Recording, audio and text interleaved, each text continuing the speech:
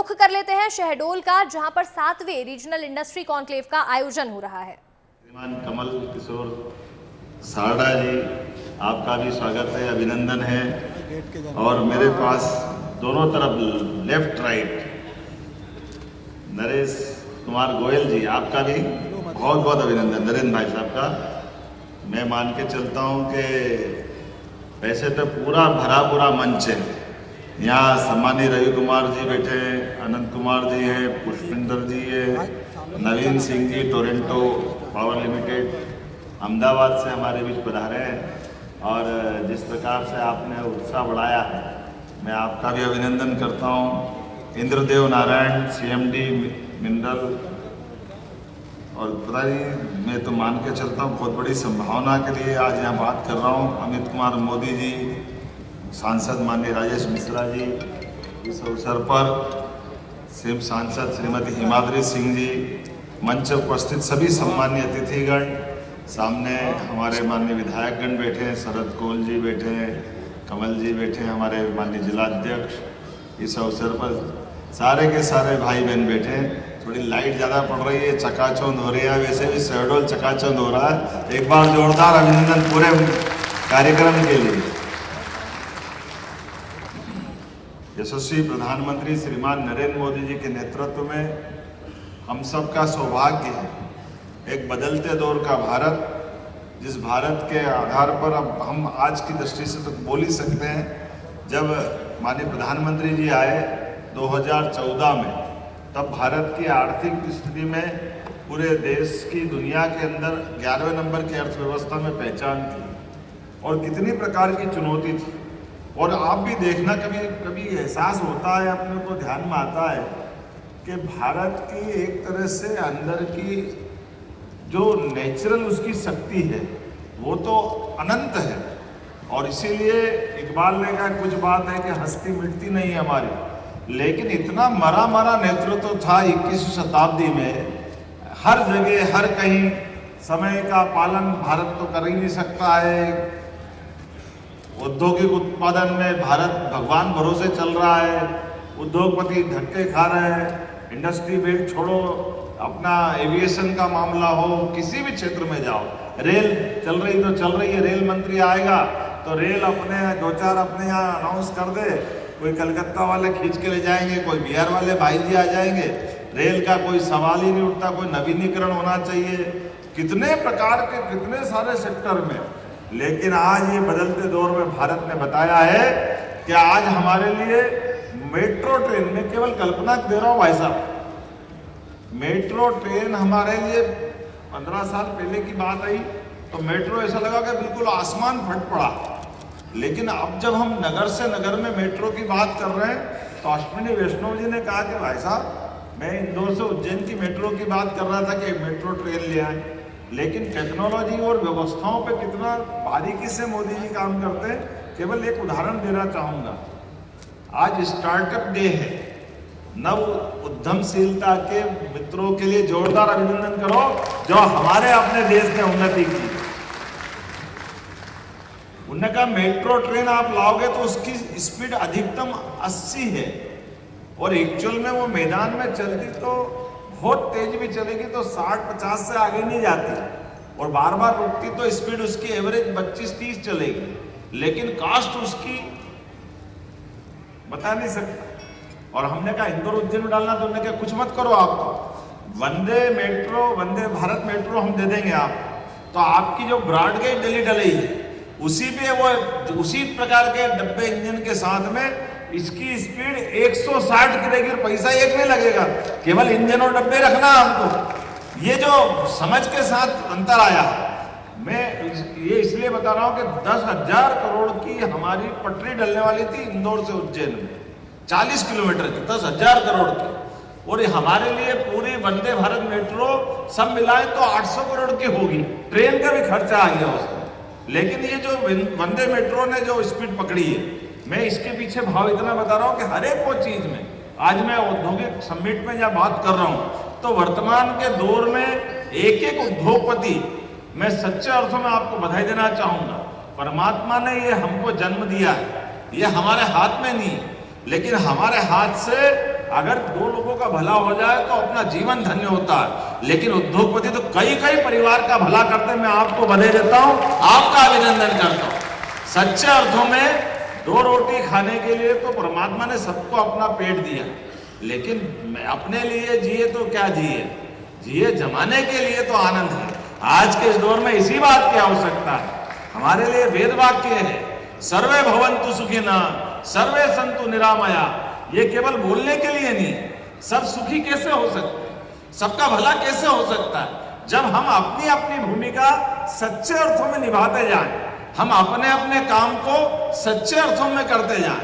मैं इस मामले में युद्ध का समय हो तो योद्धा की पहचान युद्ध में होती है, जब वो हथियार से, अपनी वीरता से, अपनी गंभीरता से, धीरता से अपने प्राणों की बाजी लगा करके उस मौके पे विजय दिलाता है। लेकिन वो योद्धा जो विजय दिलाता है, उससे कम भूमिका हमारे ये तमाम नव उद्योगपति और उद्योगपतियों की नहीं है। ये भी तमाम प्रकार के झंझटों के बीच में आज उद्यमशीलता के बलबूते पर पुनः सोने की चिड़िया के रूप में भारत को बनाने के लिए अपनी अपनी भूमिका लगा करके कहां से कैसे कैसे काम करने की हिम्मत ला रहा है।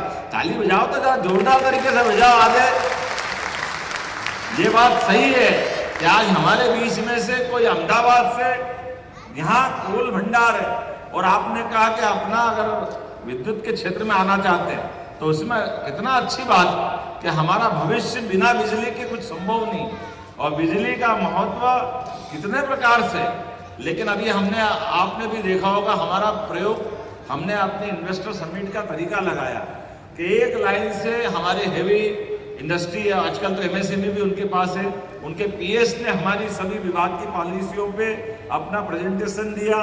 फिर हमारी टूरिज्म के, हमारे आईटी सेक्टर के, हमारे बाकी अलग अलग प्रकार के जो जो निवेश की संभावना है सभी क्षेत्रों में। और मुझे इस बात की प्रसन्नता है, अभी तक तो हमने इन पॉलिसियों पे बात कर रहे हैं, लेकिन 11 विभागों की 21 पॉलिसी अभी हमारे माननीय प्रधानमंत्री जी के माध्यम से ये रीजनल इंडस्ट्री कॉन्क्लेव के बाद 24 फरवरी को हम ग्लोबल करने वाले हैं। जब अपनी ग्लोबल इंडस्ट्री कॉन्क्लेव करेंगे तब तक सभी विभागों की पॉलिसी बनकर आ जाएगी। कितना सरलता के साथ, कैसे सहजता के साथ, जितना सुगम तरीके से व्यापार व्यवसाय बढ़ सकता है उसको बढ़ाने के लिए सरकार कटिबद्ध है। इसलिए हर महीने इंडस्ट्री कॉन्क्लेव करते हुए आपके सामने लोकार्पण भूमि पूजन भी कर रहे हैं, क्योंकि ये किसी के खुश होने के लिए नहीं, ये अपनी संतुष्टि के लिए और प्रदेश को आगे बढ़ाने के लिए हमने संकल्प किया है। इसलिए आज का भी आंकड़ा नहीं बता रहा हूं, लेकिन अभी तक जो 6 इंडस्ट्री कॉन्क्लेव रीजनल हुई है, जिसके भरोसे से लगभग 4 लाख करोड़ का निवेश हमको अभी तक मिल चुका है। ये मध्य प्रदेश की अभी तक की ताकत है। 3 लाख लोगों को रोजगार मिलेगा।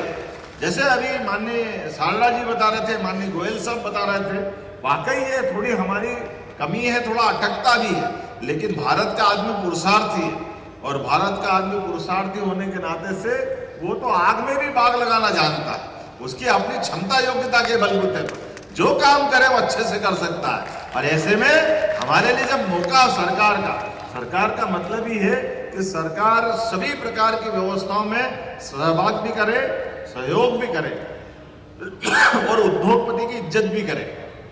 कोई अगर इन्वेस्टमेंट करने आ रहा है तो स्वाभाविक रूप से उसके मन में क्या रहेगा, ये बात तो सही है कि कोई व्यापार व्यवसाय करेगा तो अपने व्यापार व्यवसाय की भी सोचेगा, लेकिन अनुकूलता कैसी है, राज्य के अंदर हमारे यहाँ परमात्मा की दया से कोई औद्योगिक लेबर की परेशानी नहीं।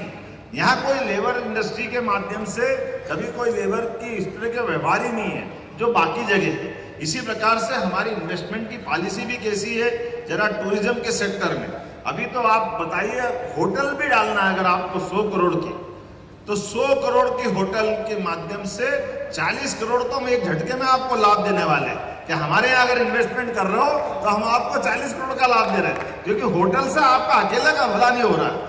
एक होटल अगर खुलता है बड़ा तो कई सारे लोगों को रोजगार मिलता है, जो प्रत्यक्ष मिलता है, अप्रत्यक्ष रूप से तो अलग से मिलेगा। आईटी सेक्टर के माध्यम से भी इसी प्रकार के इन्वेस्टमेंट के अलग अलग प्रकार के लाभ हमने दिए।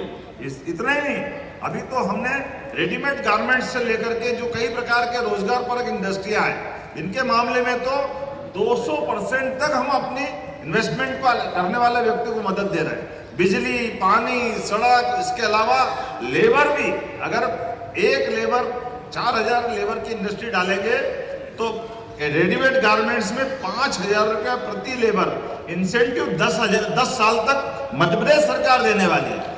फैक्ट्री आप चलाओ, लेकिन रोजगार परक फैक्ट्री चला रहा है, तो हमारा काम मदद करना।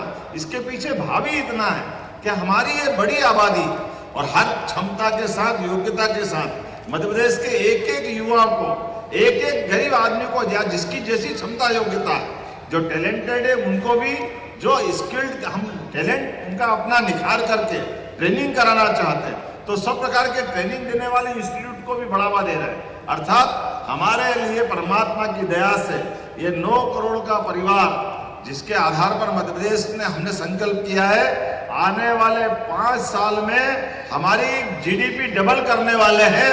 हमारे अपने आर्थिक स्रोत डबल करते हुए एक एक क्षेत्र में मध्य प्रदेश को आगे बढ़ाना है। इसलिए केवल इतना ही नहीं, हेल्थ सेक्टर में भी हम कर रहे हैं। आप हॉस्पिटल खोलोगे, हॉस्पिटल पे भी सब्सिडी है। आप स्कूल खोलोगे, स्कूल पे भी सब्सिडी है। विश्वविद्यालय के अंदर भी एक विषय का कोई विश्वविद्यालय नहीं रहेगा। एक विश्वविद्यालय में सभी प्रकार के कोर्स खोल सकते हो। नई शिक्षा नीति के माध्यम से बड़ी संभावना है। आज बोलने के लिए तो बहुत कुछ था, लेकिन 4 बजे बाद हेलीकॉप्टर उड़ेगा नहीं, और मुझे 1 to 1 भी मिलना है, प्रेस कॉन्फ्रेंस में भी रहना है, और अभी आप लोगों से मिलकर के जो सुख मिलता है उसकी तो कल्पना ही नहीं है। मैं आमतौर पर जब ऐसी मीटिंग करता हूं तो भूल जाता हूं कि मैं मुख्यमंत्री हूं। मैं मुख्य सेवक की तरह से सुबह से लेकर रात तक ऐसे आनंद में डूबता हूं, और सब बाहर से आने वाले लोगों का, क्योंकि आप सब मेहमानों के माध्यम से, हमारे इस आयोजन का मूल उद्देश्य यही है। बाकी कोई और समय हो तो आप फीता काटो, बाय बाय करो, 2-4 भाषण ठोको, घर चले जाओ, लेकिन यहाँ इसकी जरूरत नहीं। इसलिए प्रेम से सारे अपने अधिकारियों के भाषण भी सुनता हूँ बहुत अच्छे से।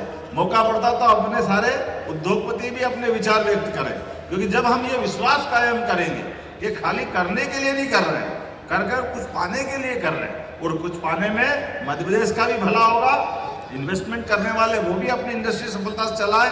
और कुल मिला करके जैसे मैंने कहा है, परमात्मा ने सबको अपना अपना भाग्य दिया है, सबके हाथ में कर्म दिया है, तो प्रारब्ध के माध्यम से हम जितना बेहतर से बेहतर कर पाए वो शुभकामना है मेरी अपनी ओर से। राज्य में ये शहडोल जैसे हमारे एक धार्मिक, कई कारणों से इसका बहुत महत्व है, लेकिन कई कारणों से इसका विकास रुका है, लेकिन सबका समय आता है। मैं गारंटी कह रहा हूं कि अब समय आया है हमारे शहडोल का, अनूपपुर का, उमरिया का, जो एकदम से बहुत सारे क्षेत्र में आने वाले 2-5 साल बाद ये एक नए प्रकार से पहचाना जाएगा। मेरी अपनी ओर से बहुत बहुत बधाई। मुझे बताया है कि ये यहाँ जिस इंजीनियरिंग कॉलेज के कैंपस में हम लोग यहाँ कुछ ब्रांच खोलने की बात कही है, तो स्नातक स्तर के बीटेक पाठ्यक्रम को आगामी सत्र से कंप्यूटर साइंस के साथ नई टेक्नोलॉजी और कई प्रकार के ड्रोन और जो आपने मांगा है वो सब देने की घोषणा करता हूं। मेरे पास ये पत्र आया हुआ है आपके माध्यम से। यहाँ एक बाईपास देने की बात कही है, अनूपपुर शहर में बाईपास के लिए कुछ बताया गया है, तो निश्चित रूप से ये लंबा चौड़ा बता दिया है, लेकिन इसको भी देंगे। आपके अनूपपुर में बाईपास देने की घोषणा करता हूं।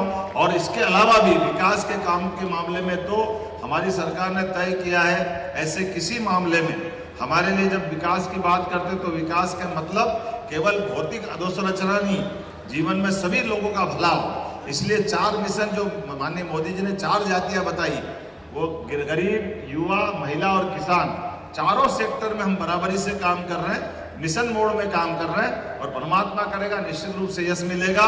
ये तो माँ रेवा का क्षेत्र है, और माँ रेवा और सोन के क्षेत्र के अंदर, यद्यपि ये मध्य प्रदेश तो नदियों का मायका है, इसकी किसी से तुलना नहीं हो सकती, लेकिन कहा गया है कि माँ गंगा हिमालय गंगोत्री से निकलती है, लेकिन उनकी पवित्रता, उनकी आभा, कीर्ति, आनंद कुरुक्षेत्र हरिद्वार में है। इसी प्रकार से सरस्वती का अपना महत्व है, लेकिन ये नर्मदा जी का एकमात्र ऐसा अपना आनंद परमात्मा ने दिया हुआ है कि जहाँ से निकलती और जहाँ तक अपनी यात्रा पूरी करती है, रोम रोम से आशीर्वाद देती है, रोम रोम से आनंद देती है। ऐसे पवित्र क्षेत्र में हमने पवित्र काम के आधार पर यह कार्यक्रम किया है। निश्चित रूप से माँ रेवा सबकी कामना की पूर्ति करेगी, सबको आशीर्वाद देगी। मेरी अपनी ओर से पुनः इस अच्छा आयोजन की बधाई, बहुत बहुत धन्यवाद।